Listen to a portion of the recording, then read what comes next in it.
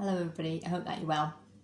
At the moment, as you're probably aware, we can only fit so many people into church, so we can't have the same capacity that we would normally have. So some people are attending in person and some people are watching online. So if you want to attend in person, you have to book your ticket on Eventbrite. And Eventbrite knows that there's only so many people can come, and if you've gone past that number, then it won't let you book tickets anymore. So at first, when church reopened, some people maybe were a little bit reluctant to kind of gather with people, and so there's usually space left every week. And then sort of as we have vaccines and things are kind of going a little bit back to normality, now it's tending to get quite booked up and it's selling out every week, which is really good. So a week or two ago, my husband Richard was preaching, and he doesn't preach that often in church because he's normally doing the kids' work. And he texted me to say, have I booked my tickets for Sunday? And I said, oh, I've not got round to it yet. And he said, oh, well, actually, they're already booked up. So I've missed my opportunity to get on the list. And if I tried to book an Eventbrite, it wouldn't let me. So now I could have tried to get myself in. I could have said, tried to get some sort of priority and make sure I got some tickets so I could attend in person. I could have tried to say, well, what about who I know? I know all the church leadership.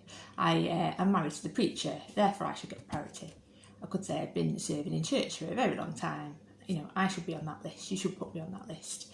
I could say I've been coming to church for nearly 30 years now, and there's only a handful of people who've been going to Lighthouse more than me. I could have tried to get there really early and just kind of sit in front of the door and, make sure that, I could have barged in. I could have, used the side door. I know the sneaky route's in. But ultimately, my name was not on that list. And it was my fault that my name was not on that list. And therefore, I haven't got any right to priority because I knew what the system was and I didn't follow the rules of the system. So it got me thinking, it got me doing two things. Number one, it got me following the Lighthouse on Eventbrite. So now I get a notification as soon as those tickets are available and I'm straight in there, make sure that I'm booked in. But the second thing, it got me thinking about how do we make sure that we have our tickets booked for heaven? How do we make sure that our name is on Jesus' list, is in that book? Is it because we know church leaders? Is it because we can recite bits of the Bible? Is it because we've gone to church for a really long time? Is it because we do certain jobs, or wear certain clothes, or have a certain, signed up to something, or been on a particular website?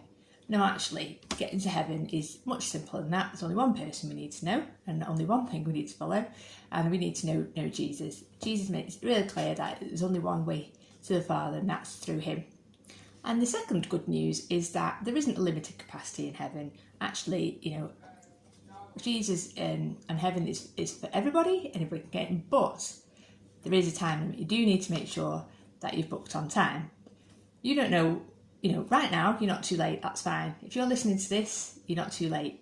Even the robber on the cross, he was about to die, he wasn't too late, but we don't know when it's going to be too late. So if you want to be sure, you need to make sure that your name is on Jesus' list. So you need to know him now and follow him now and make sure that you've got your ticket booked.